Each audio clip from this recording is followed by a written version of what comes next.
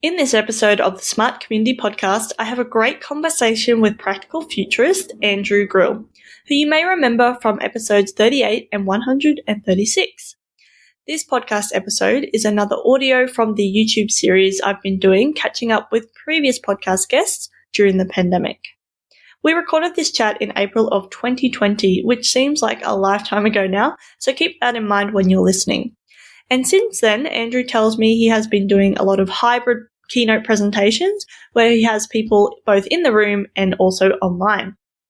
In this chat, Andrew and I discuss how the pandemic has not only brought in a whole lot of new rules and social norms, but also has accelerated his futurist predictions. Andrew tells us how the disruption is a huge opportunity for change, but is also exposing the weak points in every ecosystem and increasing the digital divide. We talk about the digital divide, particularly in the education space. Andrew also tells us what hasn't changed for him, and we talk about the pros and cons from working from home. Andrew then shares his predictions on the future of work, including the emergence of the third workspace that is neither home nor the office, and the increase of professional gig workers. We finish our chat with Andrew's 3 practical tips for coping when working from home and being potentially physically isolated. As always, we hope you enjoy listening to this episode as much as we enjoyed making it. Welcome to the smart community, smart regions, smart towns, and smart cities. It's where we live, work, and play. With smart communities, the future starts today. Big data, smart mobility, emerging trends galore. The Smart Community Podcast is what you're looking for. Hi, Smart Community friends. We have some exciting news. After 2.5 years and almost 200 episodes, the Smart Community Podcast has reached a major milestone. 100,000 downloads. 100,000. Wow. We are celebrating big time, digitally and socially distanced, of course, and you are invited. We are having an online party featuring smart fun and games, plus a keynote from Jonathan Reichenthal and an awesome panel discussion. It will be on Thursday, 8th of October 2020 from 4 p.m. Queensland time. Head to mysmart.community/100K. That's 100K. To find out more details and check out what time that will be in your time zone. That's mysmart.community/100 and the letter K. Can't wait to see you there. Talk soon. Bye.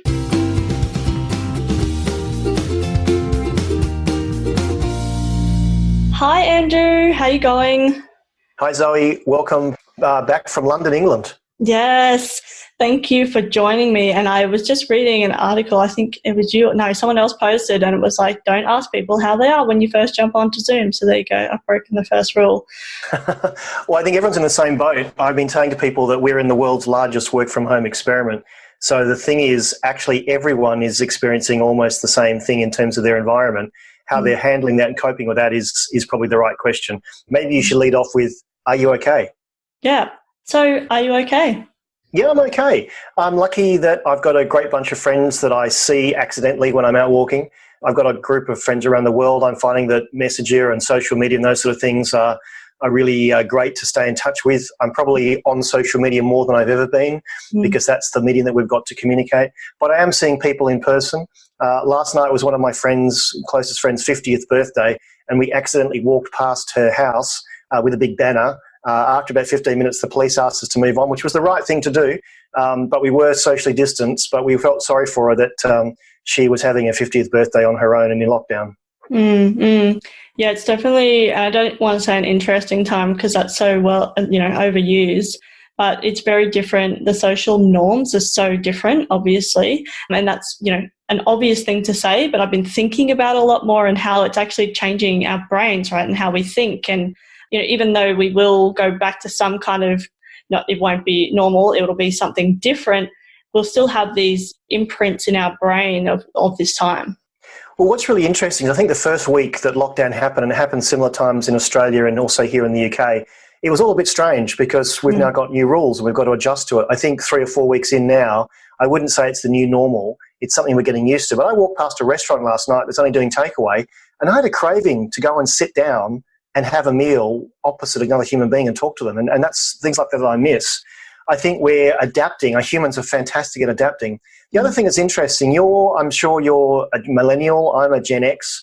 We've never been through polio, we've never been through a world war. And even Australia's involvement in the world war, it wasn't that localised. In Sydney, you didn't have the Blitz, you didn't have bombing as they had in London.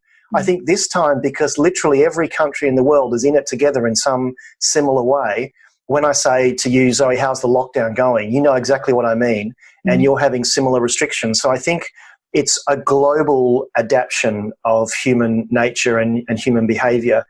Sadly, people have to die to go through this, which is a terrible tragedy. But what I say to all the people that ask me about, as a futurist, what can we expect in the future? What I say is that disruption is a huge opportunity for change.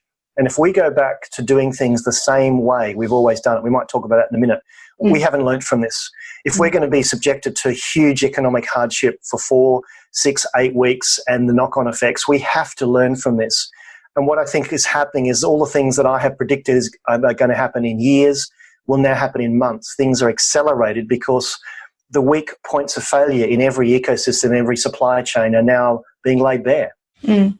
Yeah, I agree. And I think that there's so much we can learn and there's so much opportunity right now, but not making light of this situation at all, but really, speeding up that, I guess, future of work or the future in general. And the things we talk about in smart communities are hitting us in the face now. And we can see that we're not prepared for that in a lot of circumstances.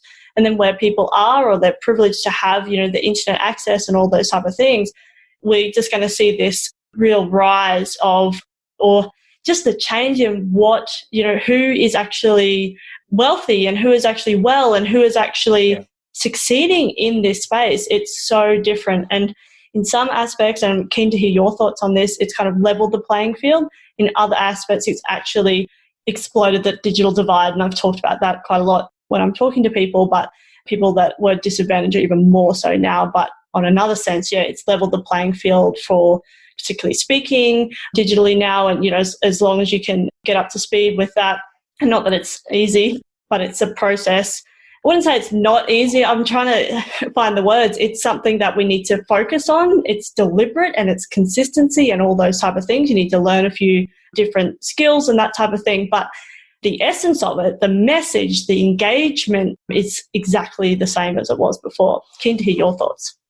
Yeah, I think the one area that the digital divide is really showing itself is in education. So it's all very well to say we're going to do remote learning. Here in the UK, some of the charities have had to loan some disadvantaged students laptops and iPads because when you say jump on your laptop at home, they don't have a laptop at home. They don't have internet. Even in one of the richest countries in the world, your country, my country, there are students that are going without. And so I think we need to understand that. And unfortunately, that digital divide is being laid bare now. Some of my friends have school-age children and I've been asking them about how the schooling from home has worked. And you can't put all of the tutoring and teaching onto the parents, especially if they have full-time jobs as well. And it's interesting to hear that the learning delivery styles from teachers is different. Some of them dump a whole lot of reading on them. Some of them do face-to-face education like this. I think, again, educators probably have a huge opportunity right now to test different styles. If you're normally doing classroom-based delivery of whether it be secondary, tertiary or corporate training or education, can you vary your learning styles to mix it up with a mix of face-to-face on camera, providing assignments, providing tutorials, those sorts of things? One of my contemporaries in Australia, Lynn Gribble, who's been on my podcast a couple of times, is a world-renowned educator, and she said when they went to remote learning, she was happy as Larry because she'd been doing this for so long, yet some of her colleagues weren't used to it. And so I think, again, now is a huge opportunity to test some of your delivery styles. Certainly in the speaking game, I do a lot of speaking. I'm lucky I've got a couple of streams of revenue, so one of them is protected and one is pretty impacted at the moment.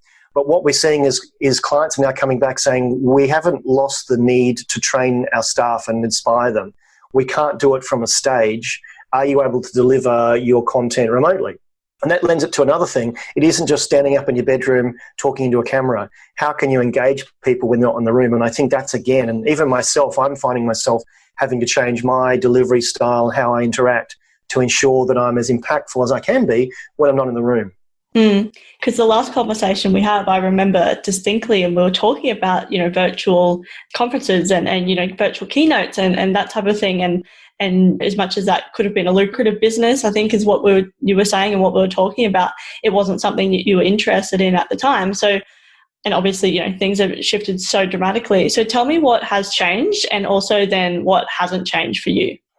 Well, every face-to-face conference has either been cancelled or postponed, and I probably had 8 or 9 conferences that I was going to speak at that have been moved or cancelled. But now clients are coming back, in fact, repeat clients saying, well, can you do a webinar, and are you able to deliver this remotely? So that is happening more and more. And I'm seeing my speaker community, they're all literally pivoting to digital. And those that didn't have a setup at home or hadn't experienced how to deliver things remotely are scrambling to get the kit together to be able to do that.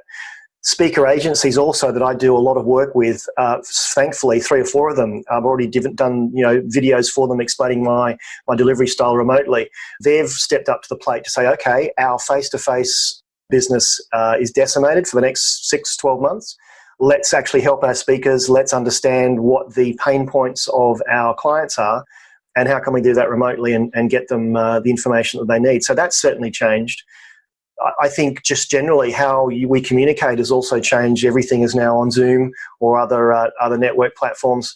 My friends, for example, every Friday night we have Zoom drinks, and a lot of it, people are discovering the virtual backgrounds like the one I've got, and that's quite interesting to see people that haven't used this remote learning technology before discovering how they can change their environment. Is something as simple as a background. As a technologist, it's fascinating to see people learn and adapt to new technologies almost overnight. Yeah, absolutely. And I've also been playing with the virtual backgrounds, and I use them as my slides now, which has been really great. But yeah, definitely having that set up and, the green screen and all those type of things is really important to rise above, I guess, the noise of, there's so many, it's a saturated market that everyone's doing everything online, before they weren't or whatever, or they've pivoted not even just their delivery, but everything because they think that they have to, jump online immediately. And whether that's right or wrong, it's kind of irrelevant. But yeah, actually then rising above the noise and being the professional keynote that you are on stage in your bedroom or in your home studio that you've created from scratch. Well, just to give you an example, I'm coming to you on an HD camera that's plugged into Zoom via an HD streamer box. I'm wearing a lapel microphone, so you've got the best quality recording. I'm using a professional light on the top of my camera. Behind me is a pop-up green screen. So to your point, if you can't experience me on stage where everything is great, the lighting is great, the sound is great, I want you to have the best possible experience. So take away all the distractions. Don't have any jangling noise or backgrounds that are, you're trying to work out what books I have on my shelf, those sorts of things. I want you to focus on the content so that you can learn something from my session. So I'm a technologist also, and I like playing with this bit of kit, but I found it quite easy to leverage what I would use in a conference room in terms of my audio and video equipment and plug that straight into Zoom. And I've actually been practicing on a few friends. And so this is one of the more recent times I've used this in anger. So what you're seeing in terms of the way I look and sound, hopefully is as good as I can possibly get it. In fact, it's probably better than some of the TV stations. If you've been watching news bulletins where they cross to someone at home, I've got so used to the up the nose shot where someone has a laptop on the desk and it's angled that way. Whereas right now I'm looking right down the barrel of the camera, so you're not looking up my nose. Things like that are just so simple and distracting backgrounds. I think we've all learned what different news presenters and reporters have on their bookshelf and those sort of things. But these days with technology, you can transform your home environment into something that resembles the in-person product. Yeah. So no distractions. And just as we've done that, you're at a disco. This has been doing karaoke in Korea. But yes, it's been fun. But also, yeah, I agree. I think there's this new etiquette, right? And I think, definitely the face nose video. The up the nose shot is got to go. Yeah. And it's like, that is very easy to fix. Like I get, it takes a bit of a while. And for me, I actually need to get better lighting and it's nighttime. Go and buy a box of photocopy paper and use that to raise your laptop to eye level. It's things as simple as that. But I suppose you don't think about it. And when someone tells you, go, oh, of course, that's so simple to change. Yeah. And I've just bought, I've got an iMac and so the camera's much better than my previous. And so it's been really good. But because of my glasses, I need to get a shadow box as well. So I'm continually improving. And normally I don't record at nighttime. Normally it's during the day, so it's not as bad because I've got some really nice natural light. But yeah, all those things. So tell us what hasn't changed for you. The content is still relevant, and what hasn't changed is my appetite to learn about everything that's going on. And sometimes I filter out the coronavirus news because, okay, we're in the middle of that. What else can we learn? How are businesses adapting? Why is this company closed down? Why is Virgin Australia on its knees? Why are pay now credit companies also on their knees? I mean, I'm fascinated that we're now stress testing some of these ecosystems and like never before, and you never have a chance to do that. And looking at how companies respond. So I suppose the hunger for information hasn't changed. The hunger for human interaction hasn't changed as well. And I sometimes do that in person across the road, waving at someone, often do that on a video call or those sort of things. But the need for human interaction, I don't think has changed. And I think also what I'm finding really interesting, the first couple of weeks of the lockdown, for friends of mine that weren't used to working from home, and a number of them that literally were given laptops and huge screens to work from home as they would in the office, they started to develop some mental health issues because they weren't used to being on their own for a whole day and not being able to stand up and go across the petition and ask someone a question. So I've been looking out for those friends very closely, calling in on them, maybe going for a walk, those sort of things, to see that we can actually talk things out and chat about things. So I think what's important at the moment is to, like I said at the beginning, ask, are you okay? And allow someone to go, well no, I'm not actually. And I've had a number of chats with some of my close friends about how they can structure their day so that the brain gets used to a structure and they're not feeling so lonely or isolated. So I think what we're seeing is that humans naturally, most people crave some sort of human interaction, even if we're introverts.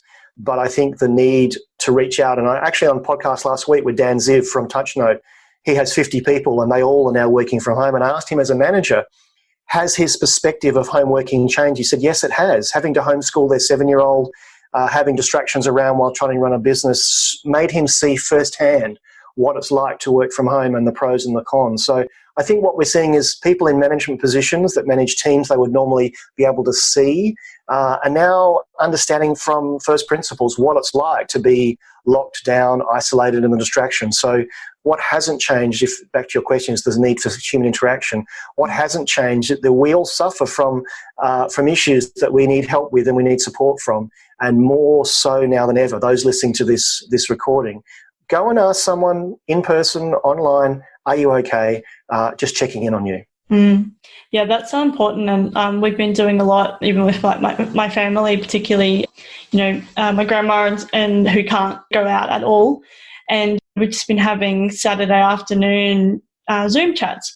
And, the first one, it was like, okay, what's going on here? What's happening? I kind of facilitated the conversation and then got comments from different family feedback, critical feedback from different family. Oh, we should have an activity. Oh, can you structure it a bit better?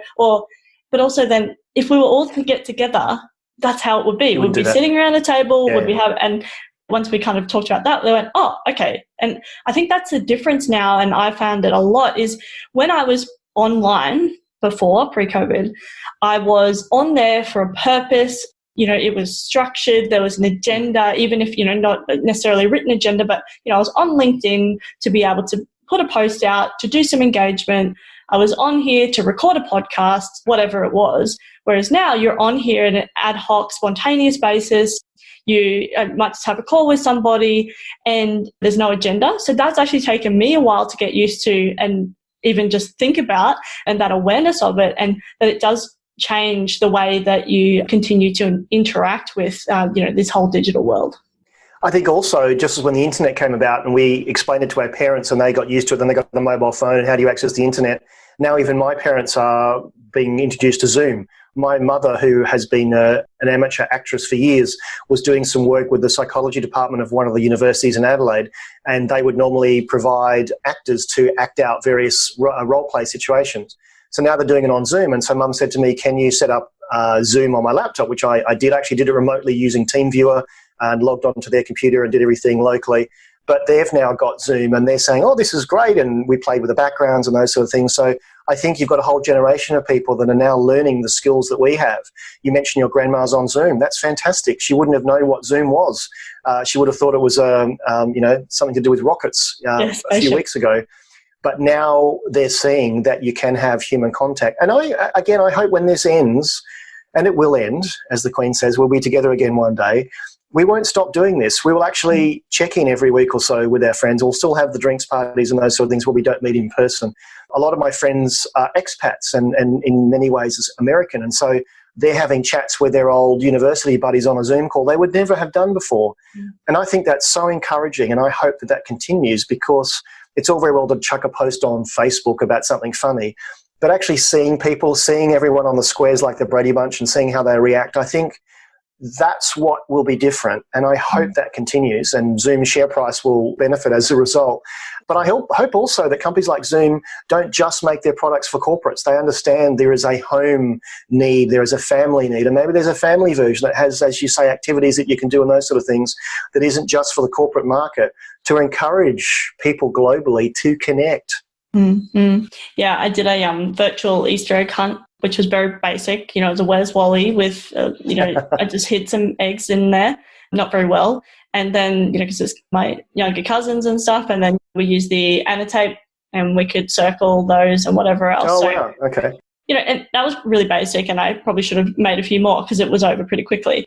But those type of there's not even integration, but I was just like, oh, how do I do this? And I just kind of used Miro and did all these, and it's very easy once right? I've got that literacy. Yeah. And I think that's one of the other things, we really need to focus in on improving that digital literacy. So, if I just said to Grandma, oh, yeah, just download Zoom, you'll be fine, hang up the phone. No way, it's never going to work. And I've been thinking about staying on top of my grandma.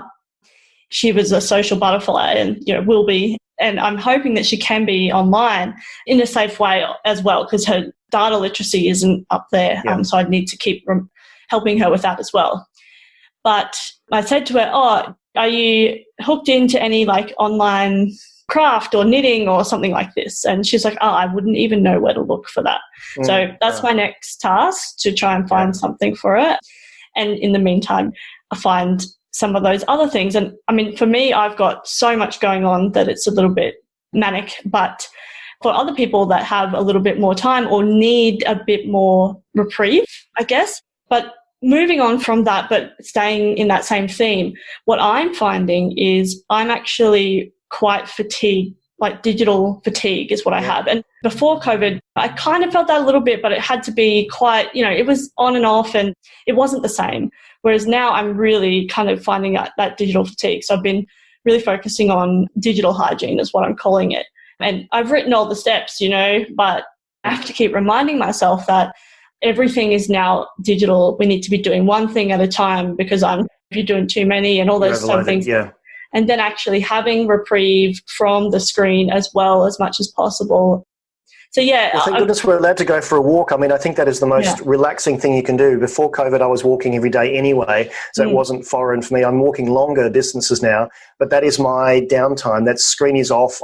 I'm looking at what's out there. I'm looking at the rainbows. I'm looking at the teddy bears in the windows. I'm looking at the chalk drawings on the ground. I'm looking at the advertising that is completely different to 3 weeks ago. I remember years ago when I was at school, someone came in and did a motivational talk, and he said, look up.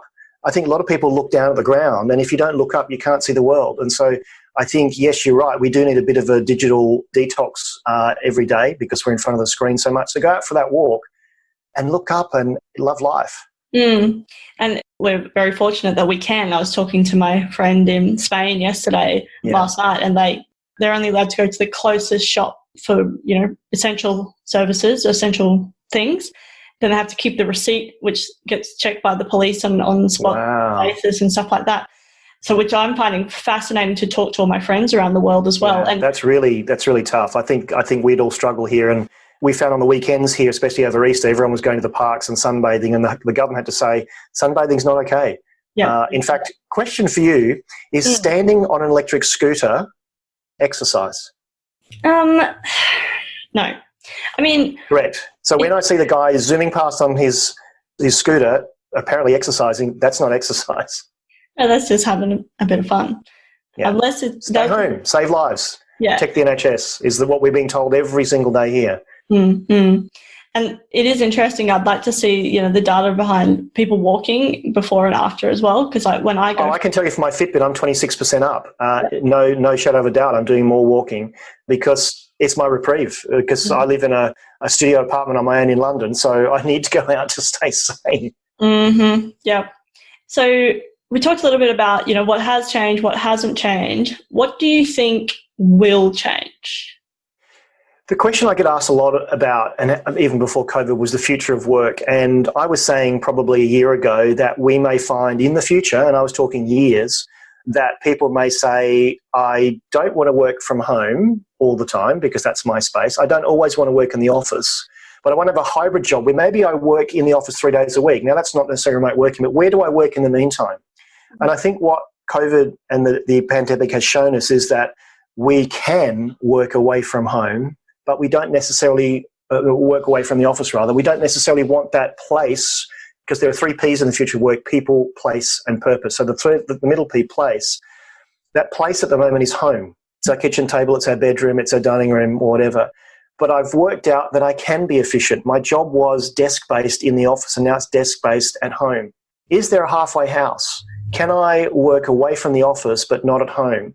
And so while I think the serviced office, the WeWorks of this world are really going to struggle at the moment, there'll be some consolidation. It may be that this third place that people want to go to is a safe place where they can get work done because they know they can get work done away from the office.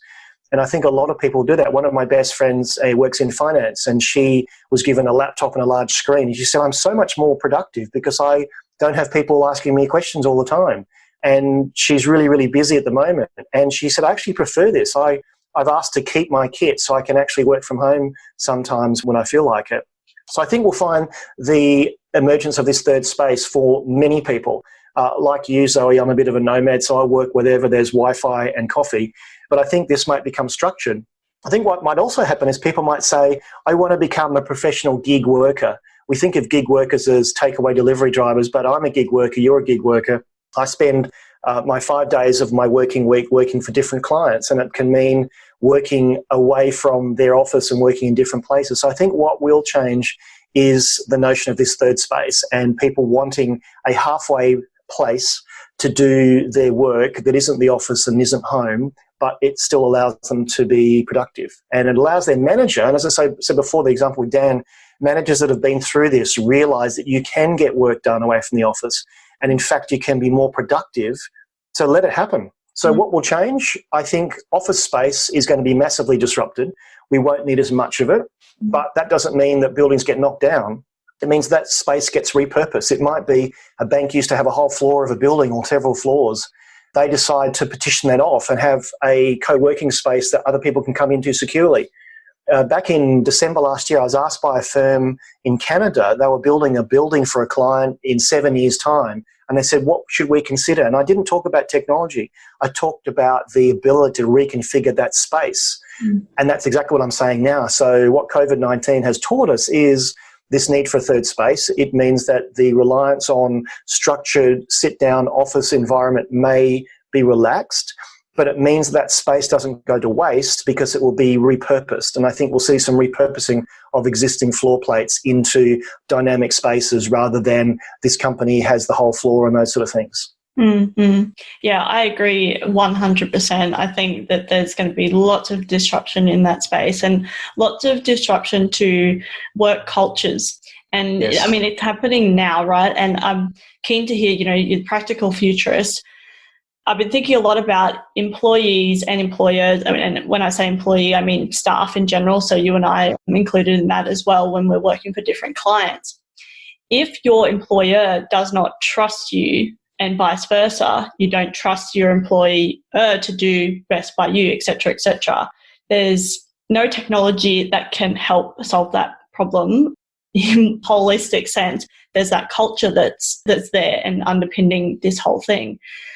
Now that we've been forced to work from home, how do you think those type of businesses are going to cope during this time? Well, I think you're right that the notion of trust, if you don't trust me when I'm away from the office that I'm doing work, then there's a breakdown in the relationship there. And I've seen it with again, my friends and colleagues that they know the people that aren't pulling their weight because it's obvious, because they're not online or they're not delivering or you're not seeing throughput for what they're doing. And you can see it because everyone's measuring things electronically now. Back to my chat with Dan, he's a bit more open to this now. And again, he can see where people are working well and not working so well. But I think it'll come down to, we've had this huge experiment. It's actually stress tested this trust relationship.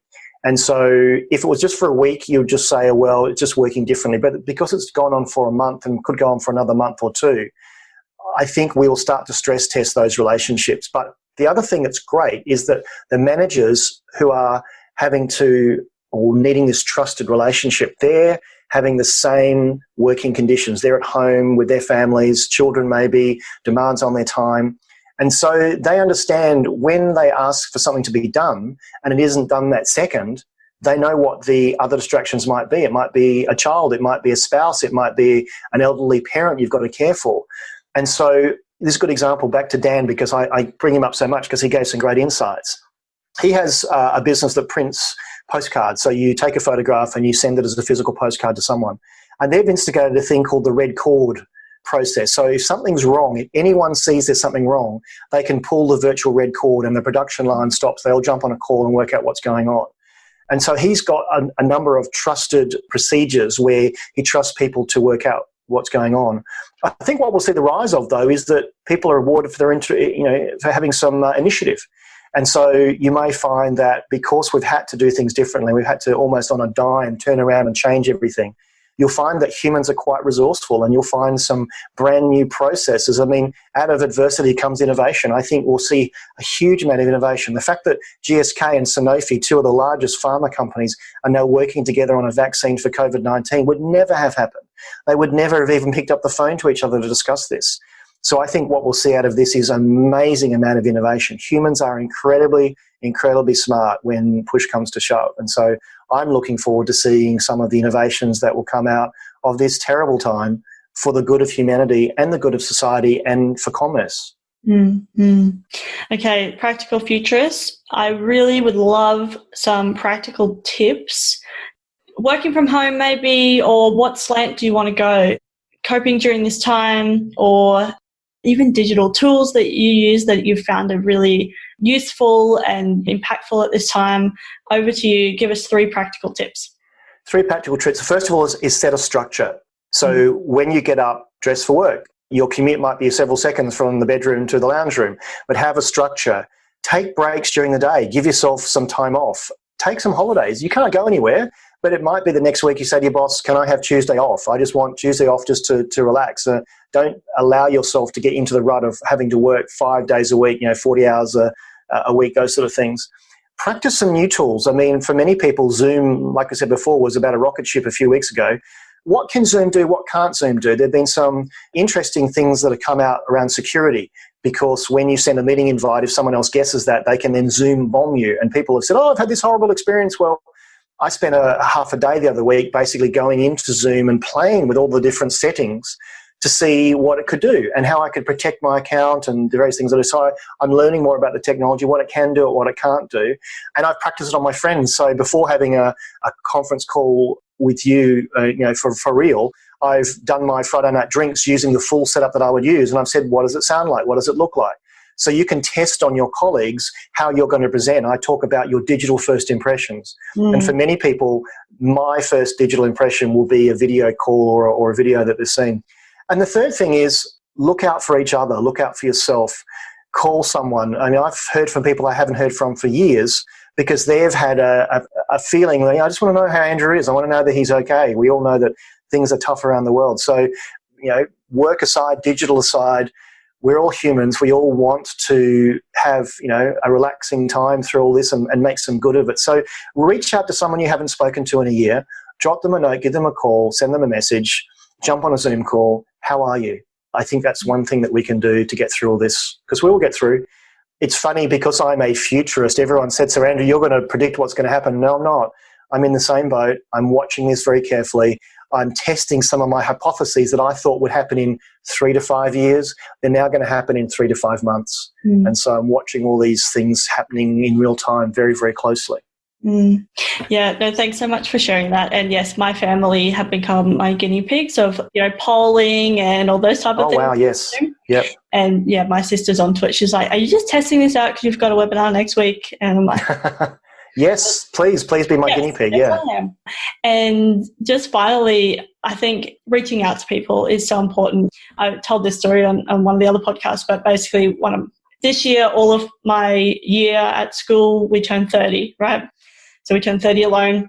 Luckily, I have partners, so we'll be able to celebrate. But we haven't spoken for quite a long time, mutual friends there. But I just read on her Instagram that basically she put a photo up when she was 20, it's the thing to do.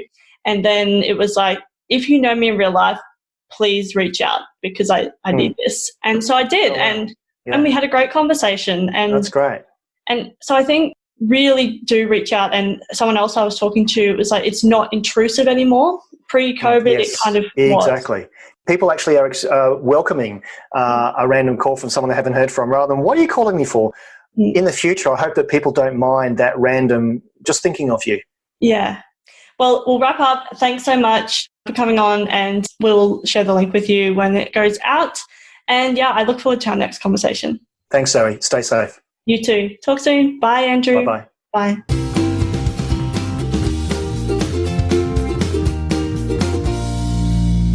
Are you looking for an engaging speaker, MC, or facilitator for your next big event? Then we've got you covered.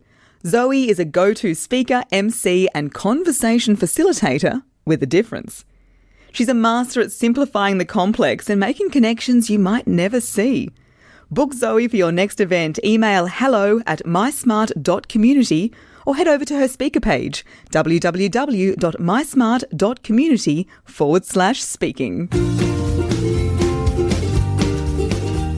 Thanks so much for listening to the Smart Community Podcast. Show notes for this episode and all other episodes are available on our website, mysmart.community/podcast. If you have any questions for us or any of our guests, you can email hello@mysmart.community. You can also find us on the socials. We are on LinkedIn and Twitter @SmartComHQ. That's com with 2 M's. If you are enjoying the podcast, please hit subscribe so you never miss an episode. And we would love for you to leave us a rating and review at wherever you listen. This really helps us reach more ears and eyes, so thank you for your support. As always, we hope you enjoyed listening to this episode as much as we enjoyed making it.